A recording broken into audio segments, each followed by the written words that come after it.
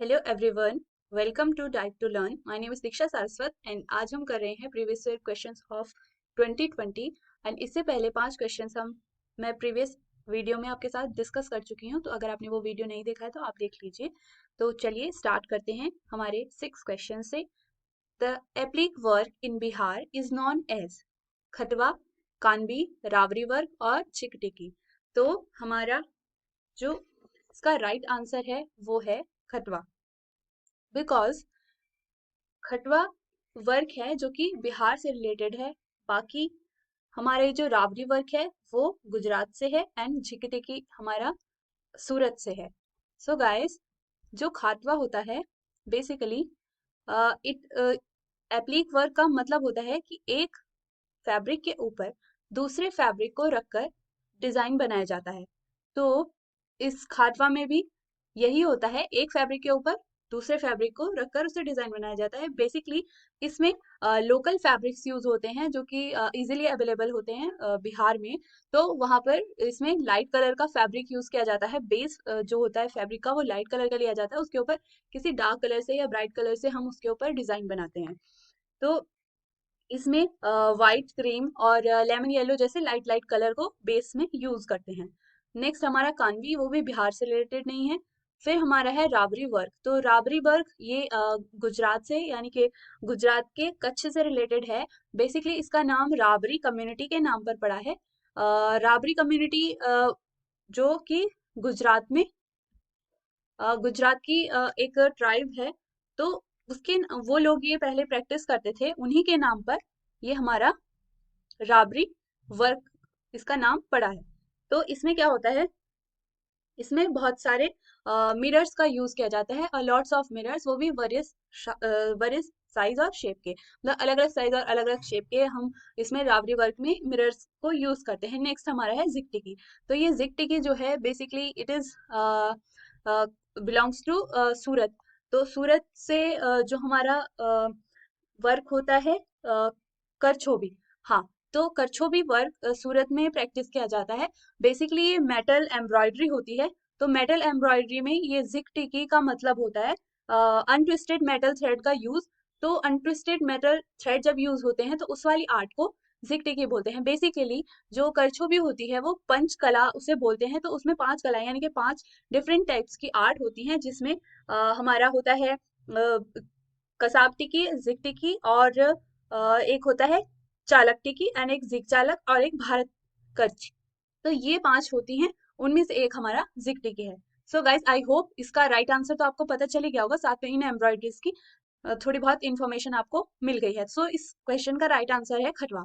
Next question है, in the new education policy 2019 one of the new elements कौन सा है? तो inclusion of early childhood education, second provision of fathers education, focus on adolescent education, introduction to adult education. So guys, इसमें से जो right answer है वो है हमारा option first, inclusion of early childhood education. Provision of father education ऐसा कुछ उसमें ऐड नहीं हुआ है। फोकस ऑन अडोलेसेंट एजुकेशन ऐसा कुछ मेंशन नहीं है कि स्पेशली अडोलेसेंट के लिए कोई एजुकेशन है या उस पर कोई अलग से फोकस किया जाएगा। उसमें जो कंपोनेंट्स हैं वो सब मिक्स होके आप कह सकते हो कि अडोलेसेंट के लिए भी काम किया जाएगा, बट इट ऐसा नहीं है कि अडोलेसेंट के लिए अलग से कोई वहां पर पॉइंट मेंशन किया गया है। नेक्स्ट है इंट्रोडक्शन ऑफ अडल्ट एजुकेशन। तो ये चीज न्यू नहीं है, मतलब न्यू एलिमेंट नहीं है। ये जो अडल्ट एजुकेशन का है वो कोई न्यू एलिमेंट नहीं है। तो इसका राइट आंसर हो जाता है हमारा inclusion of early childhood education. Next question है, who was the ancient Greek philosopher who wrote the book rhetoric describing the role of persuasion in public speaking?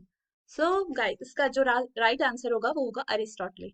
तो एरिस्टोटले थे जो कि आपको पता होगा कि जो फर्स्ट मॉडल था कम्युनिकेशन का वो भी एरिस्टोटले ने दिया था। तो बेसिकली ये रियोटिक होता है, एक ग्रीक वर्ड है रियोटिक, एंड इसका मीनिंग होता है एक रोल को डिस्क्राइब करना पब्लिक स्पीकिंग में, है ना। तो सेम वही मैंने बात बोली है जो कि हाँ क्वेश्चन में मेंशन की गई है। तो ये रियोटिक होता है बेसिकली आर्ट ऑफ स्पीकिंग और राइटिंग इफेक्टिवली, यानी कि कम्युनिकेशन का एक टर्म है ये रियोट्रिक।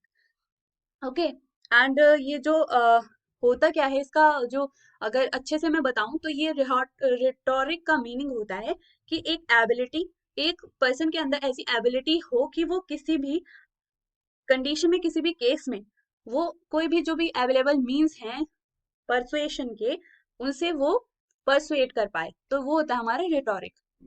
ओके, तो इसका आंसर हो गया एरिस्टोटले। एंड नेक्स्ट क्वेश्चन है ninth, the low cost material hollow gypsum board and blocks are used for. So इसका राइट आंसर है इंटीरियर वॉल्स। तो वॉल्स की इंटीरियर लाइनिंग में बेसिकली ये यूज होता है। तो जिप्सम होता क्या है, जिप्सम भी एक पीओपी की तरह ही होता है। पीओपी से तो आप अच्छे से अवेयर होंगे। तो पीओपी और जिप्सम में कोई ज्यादा डिफरेंस नहीं है, बस इनका थोड़ा सा केमिकल जो स्ट्रक्चर है वो थोड़ा डिफरेंट होता है। जैसे जो जिप्सम है, तो जिप्सम में होता है कैल्शियम सल्फेट डाइहाइड्रेट, और जो हमारा होता है पीओपी, उसमें होता है कैल्शियम सल्फेट हेमी हाइड्रेट। तो इतना सा डिफरेंस है बस। जो जिप्सम का जब हीट किया जाता है जिप्सम को, तो तब पीओपी बनता है।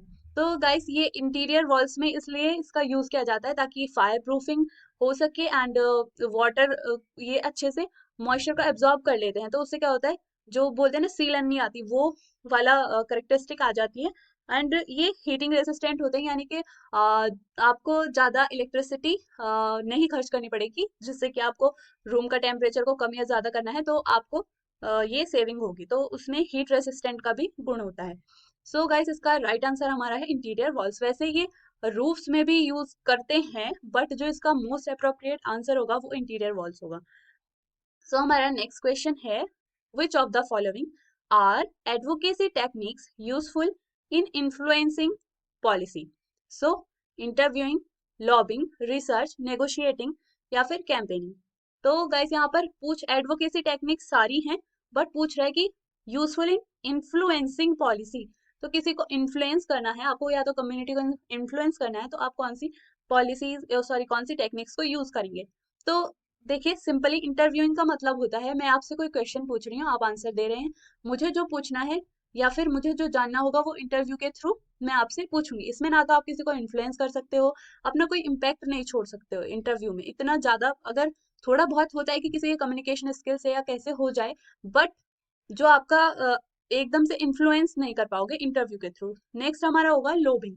तो ये लोबिंग का मीनिंग होता है कि आप के अंदर ऐसी एबिलिटी है, या फिर आप जो भी कह रहे हो, जो भी आपका पॉइंट ऑफ व्यू है, चाहे आप किसी चीज के पक्ष में है चाहे विपक्ष में है, आप उन्हें कन्विंस कर लोगे अपनी बात से। तो लोबिंग का वैसे हिंदी में अगर मीनिंग बोलूं तो बातचीत होता है। तो इसका बेसिक पर्पस होता है कि आप किसी को अपने पक्ष में, चाहे आप किसी चीज के विपक्ष में हैं पक्ष में हैं, आप अपनी बात से किसी को कन्विंस कर लेते हो, ठीक है, अपने पॉइंट ऑफ व्यू पे किसी को कन्विंस कर लेते हो। तो ये हमारा है लोबिंग। तो इससे तो आपको पता चल गया होगा कि इससे इन्फ्लुएंस कर सकते हैं किसी को। तो ये तो हमारा राइट ऑप्शन हो गया। नेक्स्ट है रिसर्च। तो रिसर्च में आप कुछ खोजोगे, नया खोजोगे, तो इसमें आपको क्या, किसको क्या इंप्रेस करोगे या फिर क्या इन्फ्लुएंस करोगे, ये हमारा राइट आंसर हो नहीं सकता। नेक्स्ट है नेगोशिएटिंग। तो नेगोशिएटिंग का मतलब होता है दो पार्टीज आपस में बात कर रही हैं, अपने पॉइंट ऑफ व्यू को एक दूसरे को समझाने की कोशिश कर रही हैं, ट्राई कर रही हैं कि एक व्यक्ति मतलब दो व्यक्ति मान लीजिए बात कर रहे हैं, वो अपना एक सामने वाला अपना पक्ष रख रहा है और दूसरी तरफ वाला अपना पक्ष रख रहा है। तो ये दोनों अपना ही पॉइंट ऑफ व्यू एक दूसरे को समझाने की कोशिश कर रहे हैं, मतलब इन्फ्लुएंस करने की कोशिश कर रहे हैं। नेक्स्ट है कैंपेनिंग। तो कैंपेनिंग आपको पता है कैंपेन्स चलते हैं फॉर अ सोशल चेंज, या इसका एक सिंपल सा बहुत ही कॉमन सा एग्जांपल दूं तो ये जो चुनाव प्रसार टाइप का होता है, इलेक्शन के टाइम पे बहुत सारी रैलियां या फिर ये जो स्पीचेस देते हैं पॉलिटिशियंस, तो ये कैंपेन ही तो है। तो ये कैंपेनिंग, तो कैंपेनिंग भी इन्फ्लुएंसिंग पॉलिसी है। तो इसका आपका राइट आंसर हो जाएगा लोबिंग। आपका हो जाएगा लोबिंग एंड नेगोशिएटिंग एंड कैंपेनिंग। सो हमारा आंसर हो जाएगा बी डी ई। तो हमारा फोर्थ ऑप्शन करेक्ट है। ओके गाइस, नेक्स्ट क्वेश्चन है 11th, the preservative used in yellow colors fruit squash। तो इन सब में से जो मोस्ट अप्रोप्रिएट और बेस्ट जो प्रिजर्वेटिव है, तो वो होता है बेंजोइक एसिड। तो ये FAO और WHO के द्वारा भी रिकमेंडेड है, यानी कि जो सबसे अच्छा बेस्ट माना गया है वो है यूज ऑफ बेंजोइक एसिड। तो बेंजोइक एसिड का जो सॉल्ट फॉर्म होता है, यानी कि उसका जो फॉर्म ऑफ सोडियम सॉल्ट है, तो वो हमारा है सोडियम बेंजोएट। तो इसका आंसर हो जाएगा सोडियम बेंजोएट। ओके, वैसे जो पोटेशियम मेटाबाइसल्फेट यूज होता है बहुत सारी जगह पे, पर जो मोस्ट अप्रोप्रिएट और बेस्ट प्रिजर्वेटिव माना गया है फॉर कलर्ड जूसेस, आप FAO करके सर्च करना, अगर स्क्वैश या जूसेस का करो तो तब आपको पता चलेगा कि जो बेस्ट उन्होंने बताया है प्रिजर्वेटिव वो सोडियम बेंजोएट है। ओके, नेक्स्ट क्वेश्चन है 12th, which of the following are distinct styles in Kathiawar embroidery. तो ये काठियावाड़ एम्ब्रॉयडरी बेसिकली गुजरात से रिलेटेड है, एंड इसमें से मोती भारत है, सिंधी टपोरा है, अबला भारत है इसमें से। बट ये जो चालक टिकी है वो मैंने आपको बताया था, जो सूरत का है करछोबी, वो इससे रिलेटेड है चालक टिकी। तो गाइस ये चालक टिकी, वो जो करछोबी की पंच कला है उसमें से एक कला है हमारा चालक टिकी। तो ये इसका आंसर, ये तीनों हो जाएंगे ए बी सी। सो हमारा ऑप्शन होगा second correct. Okay, next question है study of nutritional status of children born in 2010 in a village would be an example of empirical study, cohort study, trend study या intervention study. So empirical study based होती है observation पर, and ये empirical मतलब empiricism का use करती है, जो कि एक डिस्क्राइब करता है एपिस्टेमोलॉजिकल थ्योरी, जिससे कि आप मतलब जिसका सोर्स एक्सपीरियंस या फिर आपका जो ऑब्जर्वेशन है वो हो, वो भी डायरेक्ट एक्सपीरियंस। तो ये बेस्ड होती है डायरेक्ट एक्सपीरियंस पे एंड ऑब्जर्वेशन पे, तो इसीलिए एम्पिरिकल स्टडी तो इसका आंसर होना नहीं है। नेक्स्ट है कोहर्ट स्टडी। तो कोहर्ट स्टडी क्या होता है, एक एक टाइप की लॉन्गिट्यूडनल स्टडी आप इसको मान सकते हो। तो इसमें क्या होता है, एक ऐसे पार्टिसिपेंट जो कि सेम करेक्टरिस्टिक्स को शो करते हैं या फिर उनमें कुछ समानताएं होती हैं, ऐसे वो सैंपल लिए जाते हैं इस स्टडी में। जैसे कि मान लीजिए सेम टाइम पर बॉर्न हुए बच्चे, या फिर जो सेम टाइम पर जिनकी स्कूलिंग शुरू हुई वो बच्चे ले सकते हैं, और या फिर जो सेम ऑक्यूपेशन भी है जिनका, उस टाइप के इसमें सैंपल या पार्टिसिपेंट्स को लिया जाता है। तो कोहर्ट स्टडी होती है जो कि किसी ना किसी तरह से सिमिलैरिटी रखने वाले पार्टिसिपेंट्स को इंक्लूड करती है अपनी रिसर्च में। एंड इसमें होता क्या है, ये रेट्रोस्पेक्टिव भी हो सकती है और आप और प्रोस्पेक्टिव भी हो सकती है। तो ये इंट्रोस्पेक्टिव और सॉरी आपका जो है रेट्रोस्पेक्टिव और प्रोस्पेक्टिव दो टाइप की हो सकती है। तो कोहर्ट स्टडी में क्या होगा कि सिमिलैरिटी शो करने वाले सैंपल्स को लेंगे एंड उनका over the period of time आप उनका डाटा ले सकते हैं, फिर उसे एनालाइज कर सकते हैं। तो ये हो गया हमारा कोहर्ट स्टडी। फिर होगा ट्रेंड स्टडी। तो ट्रेंड स्टडी में होता है सेम पॉपुलेशन में से डिफरेंट टाइम पे डिफरेंट सैंपल्स से डाटा कलेक्ट करते हैं। जैसे कि किसी मार्केटिंग के लिए आप मार्केटिंग स्ट्रेटेजी बनाने के लिए आप सर्वे कर रहे हो, वो हमारा ट्रेंड स्टडी में आ जाएगा। नेक्स्ट है इंटरवेंशन स्टडी। सो इंटरवेंशन या फिर आप कह लीजिए एक्सपेरिमेंटल। सो एक्सपेरिमेंटल या इंटरवेंशन में बेसिकली ये दो टाइप की होती है जो इंटरवेंशन स्टडी होती है। एक होता है कंट्रोल क्लिनिकल ट्रायल और एक होता है कम्युनिटी क्लिनिकल ट्रायल्स। तो कंट्रोल्ड में आप क्या करते हो, कंट्रोल में कुछ ही लोगों को देते हो जो आपको ड्रग देनी है जिसका इम्पैक्ट देखना है, वो कंट्रोल ग्रुप रखते हो उसमें, एंड कम्युनिटी वाले में ऐसा नहीं रखते हो। सो ये हमारा हो गया इंटरवेंशन। तो गाइज इसका आंसर जो राइट है वो हमारा कोहर्ट स्टडी है। सो आई होप आपको ये सारे चारों रिसर्च टाइप अच्छे से तो नहीं बट थोड़ा थोड़ा इनकी क्लैरिटी हो गई होगी। नेक्स्ट है which of the following is not a dart equivalent. So dart equivalent यानी कि डार्ट के समान कौन नहीं है, style line, princess line, gathers, dart tucks. So basically guys जो डार्ट इक्विलेंट्स जो ड्रेसेस में यूज होते हैं वो हमारे फ्लेयर होते हैं, and gathers, pleats, princess seams को भी, और साथ में टक्स। तो ये सब हमारे डार्ट इक्विलेंट्स यूज होते हैं इन ड्रेस मेकिंग। सो स्टाइल लाइन क्या होता है, बेसिकली स्टाइल लाइन तो एक सीम होती है जो कि स्टाइल लाइन सीम लगती है। जैसे कि मान लीजिए कोई गारमेंट बना है सिर्फ उसे दिखाने के लिए कि इसका ये इस टाइप का बनेगा, तो उस टाइम पे ये स्टाइल लाइन लगाई जाती है। फिटनेस या फिर शेपिंग के लिए वो स्टाइल लाइन वाली सीम नहीं होती है। नेक्स्ट होता है प्रिंसेस लाइन। तो प्रिंसेस लाइन हमारा डार्ट इक्विवेलेंट है, क्योंकि अभी मैंने बताया आपको कि डार्ट इक्विवेलेंट्स कौन कौन सी चीजें यूज होती हैं। तो प्रिंसेस लाइन में क्या होता है, बेसिकली अगर आपने कोई ड्रेस देखी है तो आर्म होल से लेके नीचे हेम तक उसमें एक लाइनिंग्स देखी होंगी दोनों तरफ, हॉरिजॉन्टल लाइंस, तो वो फिटनेस प्रोवाइड करती हैं, अच्छी शेप प्रोवाइड करती हैं, तो ये डार्क्स के इक्विवेलेंट काम करती हैं। नेक्स्ट गैदर्स, तो गैदर्स यानी कि उसमें जैसे आप मोस्ट कॉमन एग्जांपल, जैसे कि आपने फ्रॉक्स में देखा होगा छोटे छोटे गैदर्स, या फिर जो इंडियन मतलब जो भारत में जो सलवार पहनी जाती है वो उसमें गैदर्स होते हैं, या फिर आपको स्कर्ट्स जिनमें प्लेट्स डिफरेंट होती हैं, गैदर्स डिफरेंस होते हैं गाइस। तो गैदर्स होते हैं एक टाइप से, आप उसे प्लेट्स भी कह सकते हो बट प्लेट इज डिफरेंट।